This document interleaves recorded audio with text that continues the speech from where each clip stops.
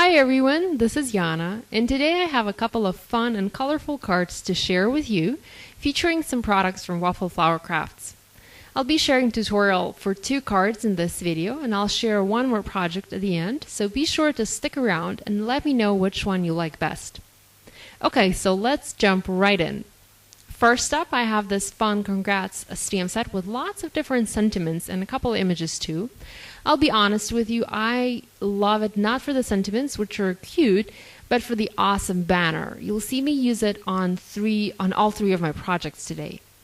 Now, the banner has the outline shape and a solid shape, and you can use these separately or combine together and maybe stamp a solid shape and a light color of ink and the outline in a darker color and maybe offset it a bit and maybe even heat emboss in gold or silver or black. Lots of options. I'm going to use this banner stamp, the solid one, to stamp a background for my first project. I love to create custom backgrounds, and I actually find myself using individual small stamps to make backgrounds even more often than I use large background stamps. I still love large background stamps and I still use them, but I just have more freedom with the smaller images, with the smaller stamps. I can do much more with smaller images. For example, I can create a multicolored background like this one I'm doing here. Now, I'm using ink from Altenew today, and I've picked 3 colors, yellow, a light pink, and a dark pink, but any ink will work just fine for this technique.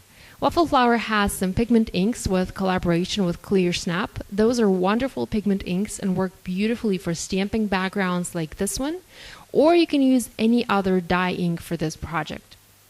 So I'm going to stamp the same image using 3 colors of ink, alternating the color each time I do my stamping.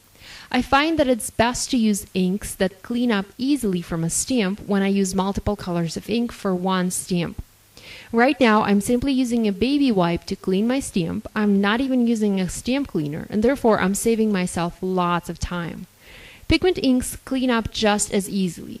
I wouldn't use dye inks that stain stamps for this, as it would take just too much time to clean the stamp in between the colors. Notice that I'm not inking the entire banner image. I'm inking just a part of it, as I'm only using a part of the stamp for this project. Now, I'm cheating here a little bit. I did stamp this background onto a piece of scrap paper as I wanted to make sure it would look nice. So as I'm stamping this onto my white cardstock, I'm glancing in the cheat sheet, making sure I'm using the right color combination and I'm positioning my stamp exactly the way that I positioned it on my cheat sheet.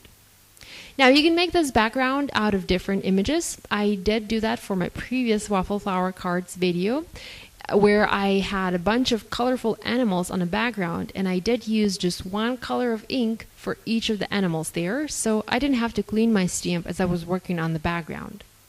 So this is what my finished background looks like. Lots of fun, colorful banners. I'm going to set it aside for now and let the ink dry.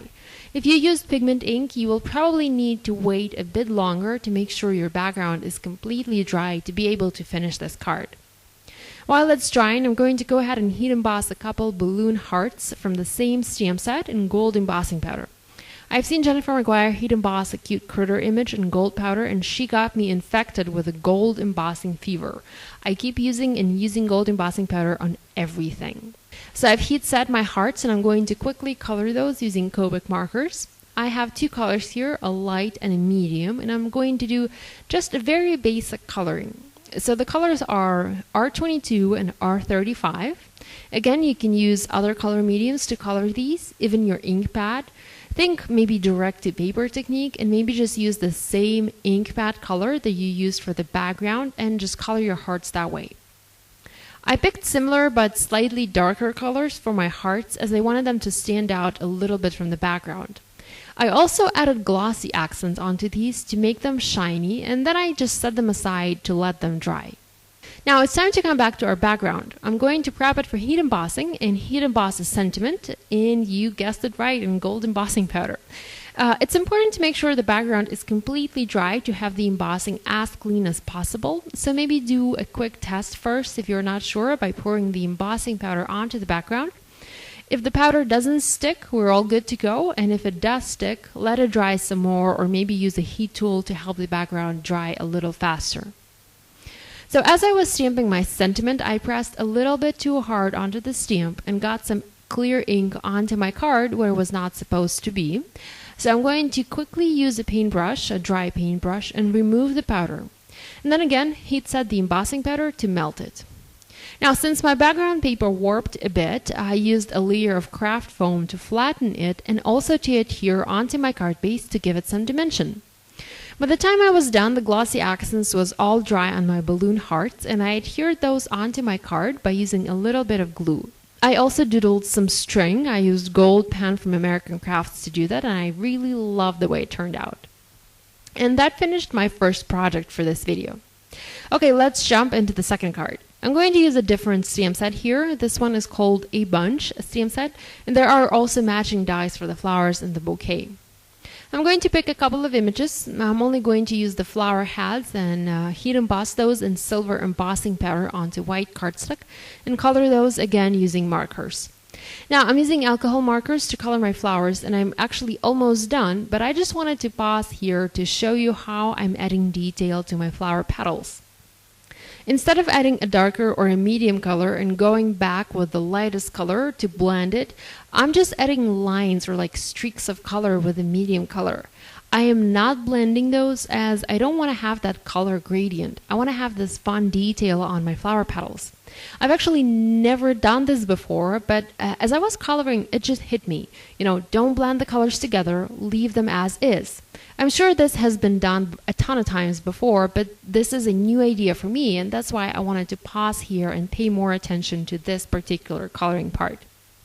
So after my flowers were colored, I used matching dies from Waffle Flower and die cut the images out using my Artisan Explorer machine from Spellbinders. I think I got about 6 or maybe 7 flowers for the flower cluster for my card.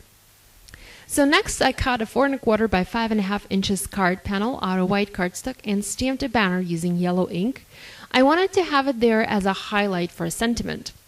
Next, I placed a couple of images onto my panel to plan my stamping, grabbed the Celebrate Sentiment stamp from Waffle Flower and stamped it in black ink onto that yellow banner.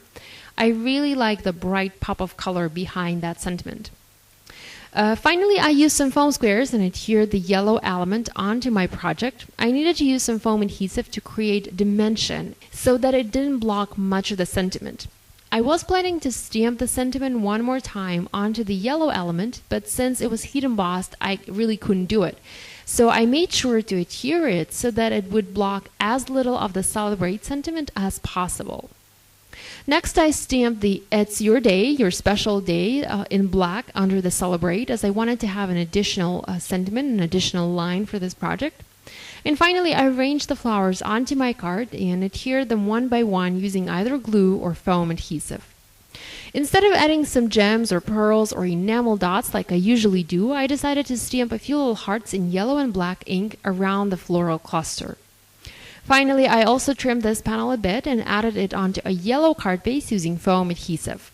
And here is one last project which I promised to show you here, a simple congrats to the newlyweds card using the Rosette Hearts die from Waffle Flower. This is a very dimensional, fun yellow and gray card. So this is it from me for today. I hope you've enjoyed. I'd love to know which card you like best, so please drop me a comment here on YouTube or on the blog. I love hearing from you. And if you like this video, please remember to give it a thumbs up. Thanks for watching. Full supply list can be found in the video description and also on my blog. If you have any questions, please let me know and be sure to subscribe to this channel for more videos. Thanks. See you soon.